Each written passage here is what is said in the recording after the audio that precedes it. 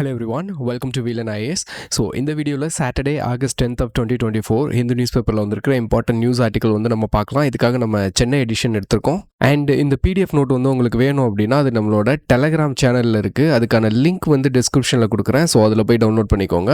இன்றைக்கி நம்ம ஃபர்ஸ்ட் பார்க்க போகிற ஆர்டிக்கல் வந்து எடிட்டோரியல் ஆர்டிக்கல். ஸோ இந்த லீட் ஆர்டிக்கலில் வந்து என்ன சொல்லியிருக்காங்கன்னா, refugees rights the gendered nature of displacement அப்படின்னு கொடுத்துருக்காங்க. இது வந்து நம்மளோட எக்ஸாமுக்கு வந்து ரொம்பவுமே ஹெல்ப் பண்ணக்கூடிய ஆர்டிக்கல் இது. ஸோ எஸ்ஐ டாப்பிக்காக இருக்கட்டும், எத்திக்ஸாக இருக்கட்டும், ஜிஎஸ்ஸாக இருக்கட்டும், ஸோ எல்லாத்துக்குமே இது வந்து பார்த்தீங்கன்னா ஒரு பெர்ஸ்பெக்டிவ் கொடுக்கும். அதனால இந்த ஆர்டிக்கலை நம்ம டீட்டெயிலாக பார்த்துடலாம். இப்போ இந்த ஆர்டிக்கல் வந்து பார்த்தீங்க அப்படின்னா, ஃபர்ஸ்ட் வந்து நம்மளோட குளோபல் ரெஃப்யூஜி கிரைசிஸ் இருக்குது பார்த்தீங்களா, அதை பற்றி இன்ட்ரடியூஸ் பண்ணியிருக்காங்க. UNHRC அதாவது United nation high commission for refugees, அவங்களோட டேட்டா படி வந்து பார்த்தீங்கன்னா த டிஸ்பிளேஸ்டு பீப்புள் இருக்காங்களே, ஸோ இவங்களோட எண்ணிக்கை வந்து பார்த்தீங்கன்னா 11.3 crore அப்படின்னு சொல்லியிருக்காங்க. இதில் 3.76 crore பீப்புள் வந்து ஆக்சுவலி ரெஃப்யூஜி அப்படின்னு சொல்லியிருக்காங்க. சரி, இங்கே வந்து நமக்கு கிளியர் கட்டாக டிஃப்ரென்ஸ் வந்து தெரியணும். டிஸ்பிளேஸ்டு பீப்புள்னா யார், ரெஃப்யூஜிஸ்னா யாருன்னு. ஸோ உங்களுக்கு நான் அதை வந்து எக்ஸ்பிளைன் பண்ணுறேன். இப்போ இந்த டிஸ்பிளேஸ்டு பீப்புள் இருக்காங்க பார்த்தீங்களா, இவங்க ஏதோ ஒரு ரீசனுக்காக பர்சக்யூஷனாக இருக்கலாம், ஹியூமன் ரைட்ஸ் வயலேஷனாக இருக்கலாம், இல்லை டிசாஸ்டராக இருக்கலாம். ஸோ ஏதோ ஒரு ரீசனுக்காக என்ன பண்ணுவாங்கன்னா, அவங்களோட யூஷுவல் பிளேஸ் ஆஃப் ரெசிடென்ஸ் இருக்கும் பார்த்தீங்களா, அங்கேருந்து மூவ் ஆகி டிஸ்பிளேஸ் ஆகி போயிடுவாங்க. ஸோ இந்த டெஃபினிஷன் வந்து பார்த்தீங்கன்னா ரெஃப்யூஜிஸ்க்கும் வந்து அப்ளை ஆகும். ஆனால் என்ன மைன்யூட் டிஃப்ரென்ஸ் அப்படின்னா, இந்த டிஸ்பிளேஸ்மெண்ட் வந்து பார்டர் டு பார்டர் வந்து நடக்கணும் அப்படின்னு அவசியம் இல்லை. இன்டர்னலாகவே நடக்கலாம். For example state to state நடக்கலாம், சிட்டி டு சிட்டி நடக்கலாம், வில்லேஜ் டு வில்லேஜ் நடக்கலாம். ஸோ அது எல்லாத்தையுமே நம்ம டிஸ்பிளேஸ்ட் பீப்புள் அப்படின்னு சொல்லி நம்ம சொல்லுவோம். அதாவது பர்டிகுலர் ரீசனுக்காக persecution, human rights violation or disaster, so இந்த மாதிரி ரீசன்ஸ்க்காக. ஓகே, ஆனால் ரெஃப்யூஜிஸ் அப்படின்றவங்க வந்து பார்டர் டு பார்டர் கிராஸ் பண்ணி போகிறவங்க, ஒரு நாட்டில் இருந்து இன்னொரு நாட்டுக்கு தஞ்சம் புகுறவங்கள தான் நம்ம வந்து ரெஃப்யூஜிஸ்னு சொல்லுவோம். இப்போ இந்த டிஸ்பிளேஸ்டு பீப்புளுக்கு வந்து பார்த்தீங்கன்னா proper legal definition and rights எதுவுமே கிடையாது. ஆனால் ரெஃப்யூஜிஸ்க்கு வந்து பார்த்தீங்கன்னா இன்டர்நேஷ்னலி ஹியூமன் ரைட்ஸ் இருக்குது, ரெகக்னைஸ் பண்ணப்பட்ட டெஃபினிஷன்ஸ் இருக்குது. ஸோ இதுதான் வந்து பார்த்தீங்கன்னா இந்த ரெண்டுக்கும் உள்ள டிஃப்ரென்ஸ். ஸோ யூஸ்வலாக இந்த ரெஃப்யூஜிஸ்ன்றவங்க வந்து பார்த்தீங்கன்னா டிஸ்பிளேஸ்டு பீப்புள் அப்படின்ற கான்செப்டுக்குள்ளே வருவாங்க. பட் என்ன அப்படின்னா டிஃப்ரென்ஸ் இருக்குது, அந்த டிஃப்ரென்ஸ் வந்து உங்களுக்கு தெரியணும்.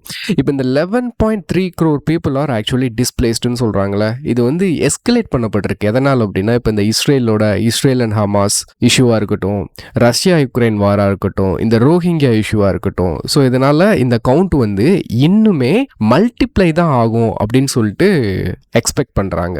ஓகே, ஸோ இப்போ இந்த மாதிரி ஒரு சுச்சுவேஷனில் இந்தியாவோட ரெஃப்யூஜி சுச்சுவேஷன் என்ன அப்படின்னு சொல்லி நம்ம பார்த்தோன்னா, ஹிஸ்டாரிக்கலி இந்தியா வந்து ஒரு refugee receiving nation. Okay, India independent ஆனதுலேருந்து over 2 lakh different groups of பீப்புளை வந்து நம்ம வந்து என்ன பண்ணியிருக்கோம், இந்தியாவுக்குள்ளே அக்காமடேட் பண்ணியிருக்கோம் ரெஃப்யூஜிஸாக. Okay, so as of January 2022 புதுசாக 46,000 ஆஃப் நியூ ரெஜிஸ்ட்ரேஷன் வந்து நம்ம இந்தியாவுக்கு வந்து வந்திருக்கு.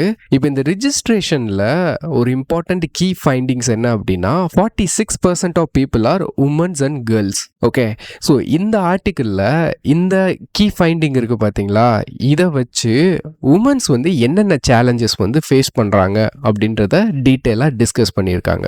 ஓகே, அதாவது இந்த ரெஃப்யூஜி ஃபீமேல் இருக்காங்க இல்லையா, இவங்களோட சேலஞ்சஸ் வந்து நம்ம ஒன்று ஒன்றா பார்க்கலாம். இந்த ஆர்டிக்கிளில் என்ன சொல்லியிருக்காங்க அப்படின்னு, ஃபர்ஸ்ட் வந்து பார்த்தீங்கன்னா இந்த ஃபீமேல் ரெஃப்யூஜிஸ் வந்து they are accountable for the children and old age people. Okay, இது வந்து ஸ்பெசிஃபிக் டேர்மில் சொல்லணும் அப்படின்னா, gendered care giving responsibility is for the female. அந்த குழந்தையும் அவங்கள தான் பார்த்துக்கணும், அங்கே இருக்கிற ஓல்டு பீப்புளையும் அவங்க தான் பார்த்துக்கணும். ஸோ இது வந்து அவங்களுக்கு ஆக்சுவலாக ஒரு பேர்டன். ஸோ மேலே வந்து நம்ம என்ன பண்ணிடுறோம், இந்த ரெஸ்பான்சிபிலிட்டியிலேருந்து எஸ்கேப் பண்ணிடுறோம். ஏன்னா அவங்களுமே வந்து மென்டல் ட்ராமா வந்து கோ த்ரூ பண்ணிட்டு இருப்பாங்க. அப்போ இந்த ரெஸ்பான்சிபிலிட்டி வந்து அவங்கள இன்னுமே பேர்டன் தான் ஆகும். ஓகே, ஸோ அது போக வந்து இந்த டிஸ்பிளேஸ்மெண்ட் இருக்குது பார்த்தீங்களா, இந்த உமனை வந்து ஃபிசிக்கலி அண்ட் மென்டலி இவங்களோட ஹெல்த்தை வந்து பாதிக்கும். எதனால் அப்படின்னா, ஸோ க்ளோஸ் ரிலேட்டிவ்ஸ், ஹஸ்பண்டாக இருக்கலாம், குழந்தையாக இருக்கலாம், இல்லை பிளட் ரிலேட்டிவாக இருக்கலாம், இல்லை நெய்பர்ஸாக இருக்கலாம். ஸோ இந்த மாதிரி இவங்களோட டெத்தை வந்து இவங்க பார்க்குறனால இவங்களுக்கு வந்து ஒரு மென்டல் ட்ராமா வந்து கிரியேட் ஆகும். அண்ட் இன்னொன்று வந்து பார்த்தீங்கன்னா, இவங்க இருக்கிற அந்த கேம்ப் லைஃப் இருக்குது பார்த்தீங்களா, இதில் வந்து நிறைய ஹார்ட்ஷிப் இருக்கும், வாட்டர் ப்ராப்பராக கிடைக்காது, ஃபுட் ஷார்ட்டேஜாக இருக்கும், இந்த மாதிரி நிறைய இஷ்யூஸ் இருக்கும். ஸோ அதுவுமே அவங்களுக்கு வந்து ஒரு ஸ்ட்ரெஸ்ஸராக இருக்கும். அப்புறம் இன்னொன்று வந்து பார்த்தீங்கன்னா limited access to the community network, இது ஒரு காரணமாக சொல்லலாம். அப்புறம் வந்து இந்த கேம்ப் லைஃப் இங்கெல்லாம் வந்து பார்த்திங்கன்னா இந்த ஓவரால் பீரியடில் they have the reduced safety. Okay, so அப்புறம் வந்து பார்த்தீங்கன்னா இவங்க வந்து பொதுவாகவே ஜெண்டர் பேஸ்டு வயலன்ஸ்க்கு வந்து ஆளாவாங்க. ஸோ எக்ஸ்ப்ளாய்டேஷனுக்கு வந்து ஆளாவாங்க. ஏன்னா ஸோ அது போக இன்னொரு சேலஞ்ச் என்னன்னு பார்த்தீங்கன்னா இந்த சைக்கோ சோஷியல் கண்டிஷன்ஸ், அதாவது anxiety, depression, post traumatic stress disorder, so இந்த மாதிரி இதெல்லாம் மேலே காட்டிலும் இவங்களுக்கு தான் வந்து பார்த்தீங்கன்னா அதிகமாக இருக்கும். ஓகே, ஸோ அப்போ நம்ம இந்த சேலஞ்சஸ் எல்லாம் நம்ம வந்து என்ன பண்ணணும், அட்ரஸ் பண்ணணும். ஏன்னா India is a refugee receiving nation. அதில் 46% வந்து உமன் அப்ளிகன்ஸ் இருக்காங்க அப்படின்னா ஆல்ரெடி இருக்கிறதுல எவ்வளோ உமன்ஸ் இருப்பாங்க அப்படின்றது நமக்கு தெரியும். அப்போது இவங்களுக்கு வந்து நம்ம என்ன அட்ரஸ் பண்ணணும் அப்படின்னா, ஸோ நம்மளோட இந்த மென்டல் ஹெல்த் இஷ்யூஸ் இருக்குது பார்த்தீங்களா, அதாவது இந்த ஃபீமேல்ஸோட மென்டல் ஹெல்த் இஷ்யூஸ் இருக்குல்ல, இதை வந்து நம்ம அட்ரஸ் பண்ணணும். ஸோ எதனால் மென்டல் ஹெல்த் இஷ்யூஸ் வந்து இவங்களுக்கு வருது அப்படின்னா, because they have the limited access to the mental health services. ஏன்னா இவங்களுக்கு ஆல்ரெடி ஒரு பேட்ரியார்கல் சொசைட்டிலேருந்து வருவாங்க. இந்த சைல்டு பார்த்துக்கிறதா இருக்கட்டும், அண்ட் இந்த மென்டல் டிசார்டர் அப்படின்ற ஒரு கான்செப்டே வந்து கன்சிடர் பண்ண மாட்டாங்க. ஸோ இந்த மாதிரி ஒரு ஸ்டிக்மாக்கு ஆளாகி தனிச்சு விடப்பட்டுருவாங்க. ஸோ இது ஒரு இஷ்யூ. ஏன்னா இன்னொன்று வந்து இவங்களோட மென்டல் இஷ்யூவை வந்து நம்ம வந்து ஹெல்த் சர்வீஸ்க்கு கொண்டு போகிறதுக்கு ஃபினான்ஷியல் கன்ஸ்ட்ரெயின்ட் இருக்கும். ஏன்னா இப்போ இந்த ஃபேமிலிஸ்லாம் அவங்ககிட்ட இருக்கிற லிமிட்டட் ரிசோர்ஸை எதுக்காக யூஸ் பண்ணுவாங்க அப்படின்னா ஃபிசிக்கல் நீடுக்காக தான் யூஸ் பண்ணுவாங்களே தவிர மென்டல் இம்ப்ரூவ்மெண்ட்டுக்காக அவங்க வந்து அலோகேட் பண்ண மாட்டாங்க. ஸோ அதனால ஃபினான்ஷியல் கன்ஸ்ட்ரெயின்ட் இருக்கும். இன்னொன்று வந்து லேக் ஆஃப் அவேர்னஸ் அப்படின்றதும் நம்ம சொல்லலாம். ஓகே, ஸோ அப்போது ஆல்ரெடி இதுதான் எதனால் வந்து இந்த ஸ்டிக்மேட்டைஸ்ட் இதெல்லாம் நடக்குது அப்படின்னா அவங்க ஆல்ரெடி என்ன பண்ணுறாங்க, பேட்ரியார்கல் சொசைட்டிலேருந்து வந்திருக்காங்க. ஏன்னா ஆனால் யோசிச்சு பாருங்க, இந்த சிச்சுவேஷன் இன்னுமே ஒர்ஸ்ட் சிச்சுவேஷனாக மாறும் எப்போனா ஹோஸ்ட் கண்ட்ரியும் பேட்ரியாக்கலாக இருக்கிறப்போ. இப்போ இந்தியாவை எடுத்துட்டீங்க அப்படின்னா India is also a patriarchal society. So male dominated one. இந்த கம்யூனிட்டி இனிஷியேட்டிவ்ஸ் எல்லாமே மேல் டாமினேட்டட் ஒன்னாக தான் இருக்கும். ஸோ அப்போ அவங்களோட கண்டிஷன் இங்கே இந்தியாவில் இன்னுமே ஒர்ஸ்ட் கண்டிஷனாக மாறக்கூடும். ஓகே, அப்போ நம்ம இதுக்கான இனிஷியேட்டிவ்ஸ்லாம் எடுக்கணும். அப்போ இவங்களுக்கான லீகல் ஃப்ரேம் ஒர்க்ஸ் வந்து இந்தியாவில் என்ன இருக்குது அப்படின்னு சொல்லி பார்த்தோன்னா, ஸோ நம்மளோட யுனைடெட் நேஷனில் வந்து பார்த்தீங்கன்னா united nation convention on rights of persons with disability அப்படின்ற ஒரு கன்வென்ஷன் இருக்குது. இந்த கன்வென்ஷன் வந்து பார்த்தீங்கன்னா ஒரு பர்சனோட சைக்கோ சோஷியல் டிசபிலிட்டிஸை வந்து ரெகக்னைஸ் பண்ணியிருக்கு. இப்போ நம்ம மேலே பார்த்தோம் இல்லையா, இந்த ஃபீமேல்ஸ் கோ த்ரூ பண்ணுறாங்க இல்லையா, ஸோ இது வந்து பார்த்தீங்கன்னா சைக்கோ சோஷியல் டிசபிலிட்டி. இதை வந்து இந்த கன்வென்ஷன் வந்து ரெகக்னைஸ் பண்ணியிருக்கு. ஸோ அப்போது இந்தியா வந்து பார்த்தீங்கன்னா இந்த கன்வென்ஷனை வந்து ராட்டிஃபை பண்ணியிருக்கு. ஓகே, நம்ம ராட்டிஃபை பண்ணனால இந்தியாவில் வந்து ஒரு ஆக்ட் வந்து கொண்டு வந்திருக்கோம். அந்த ஆக்ட் வந்து rights of persons with disability act 2016. But இந்த ஆக்டில் என்ன ஒரு ப்ராப்ளம் அப்படின்னா, இதில் நம்மளோட இந்தியன் நேஷனல்ஸை மட்டும்தான் நம்ம என்ன பண்ணியிருப்போம், இதில் இன்க்ளூட் பண்ணியிருப்போம். ஃபாரின் நேஷனல்ஸ் வந்து இதில் இன்க்ளூட் ஆக மாட்டாங்க. ஸோ அதனால் ரெஃப்யூஜிஸ் வந்து இந்த ஆக்டுக்கு கீழே கவர் ஆக மாட்டாங்க. ஓகே, இதுதான் இப்போ இருக்கிற நம்மளோட லீகல் ஃப்ரேம் ஒர்க்கு. அப்புறம் இந்தியாவோட ரெஃப்யூஜி பாலிசிஸ் அப்படின்னு நம்ம எடுத்துட்டோம் அப்படின்னா, India is not party to the refugee convention. இது நல்லா தெரிஞ்சிருக்கணும். நிறைய எக்ஸாமில் இதை வந்து கேட்டிருப்பாங்க, யூபிஎஸ்சிலையும் கேட்டிருக்காங்க. ஸோ இந்த ஒரு பாயிண்ட் நீங்கள் நல்லா ஞாபகம் வச்சுக்கணும். India is not a party to the 1951 refugee convention and 1967 protocol of refugee convention. Okay, so அது போக இந்தியாவில் வந்து பார்த்தீங்கன்னா பட் இருந்தாலும் சுப்ரீம் கோர்ட் வந்து ரெஃப்யூஜிஸ்க்கான ரைட்டை ஆர்டிகல் 21க்கு கீழே அஃபர்ம் பண்ணியிருக்காங்க. ஓகே, ஸோ இதுதான் வந்து இந்தியாவோட சிச்சுவேஷன். இப்போ இந்த ஆர்டிக்கலில் ஆத்தர் வந்து என்ன ரெக்கமெண்ட் பண்ணியிருக்காங்க அப்படின்னா, ஃபர்ஸ்ட் வந்து இந்தியாவில் ஒரு யூனிஃபார்மான கோடிஃபைடு ஃப்ரேம் ஒர்க் வந்து ரெஃப்யூஜிஸ்க்காக நம்ம இந்தியாவில் கொண்டு வரணும்னு சொல்லியிருக்காங்க. ஸோ அதுக்கடுத்து வந்து பார்த்தீங்கன்னா இந்த ரெஃப்யூஜிஸ் வித் டிசபிலிட்டிஸ் இருப்பாங்க இல்லையா, அவங்கள வந்து நம்ம ரிலவெண்ட்டான பாலிசிஸில் வந்து என்ன பண்ணணும், இன்டெகிரேட் பண்ணணும் அப்படின்னு சொல்லியிருக்காங்க.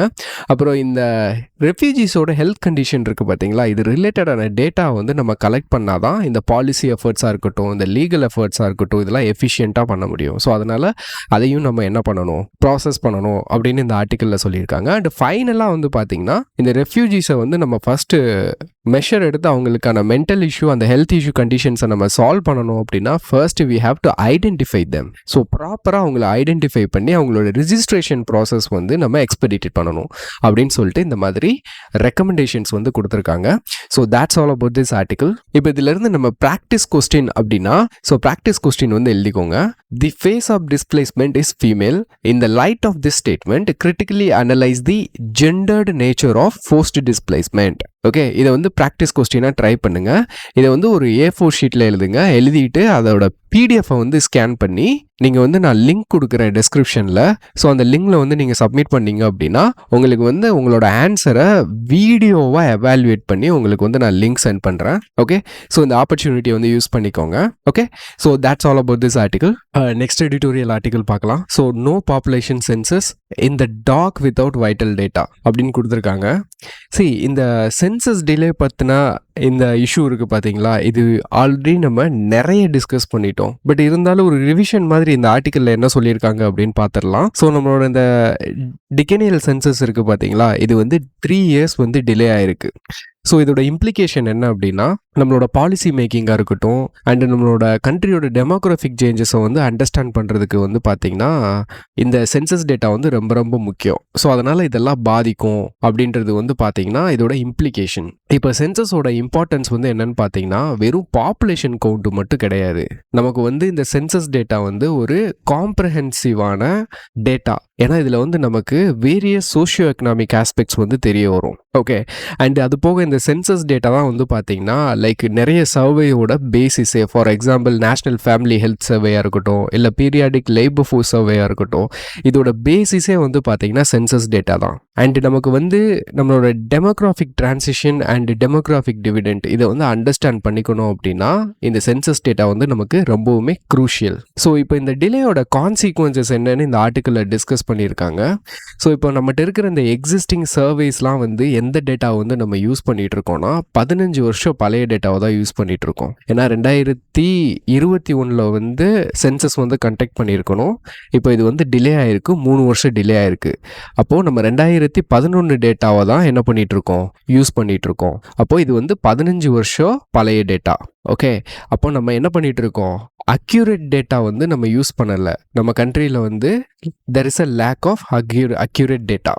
இதனால் என்ன மாதிரி டிஃபிகல்ட்டி வந்து நம்ம ஃபேஸ் பண்ண வேண்டியது வரும் அப்படின்னா, கவர்மெண்ட் ஸ்கீம்ஸாக இருக்கட்டும், இல்லை இந்த எஸ்டிஜியோட அதாவது சஸ்டைனபிள் டெவலப்மெண்ட் கோலோட ப்ராக்ரஸ் அசஸ் பண்ண வேண்டியதாக இருக்கட்டும்.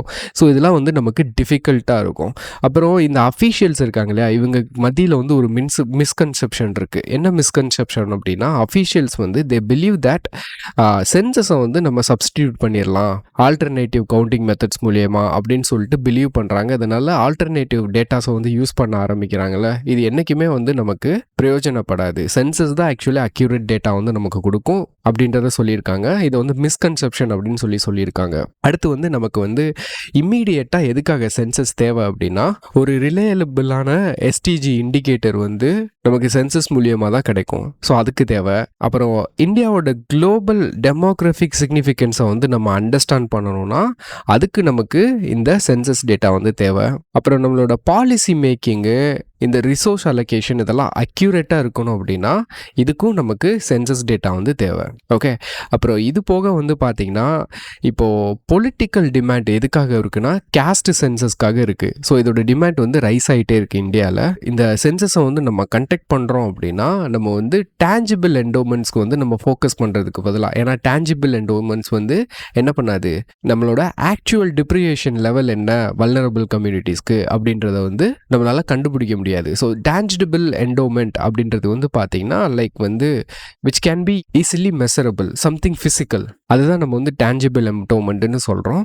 இன்ஸ்டெட் நம்ம என்ன பண்ணணும்னா we have to focus on intangible domains like education அப்படின்னு சொல்லியிருக்காங்க. அதாவது கேஸ்ட் சென்சஸ் வந்து கண்டக்ட் பண்ணோம்னா இதை நம்ம ஃபோக்கஸ் பண்ணணும் அப்படின்னு சொல்லியிருக்காங்க.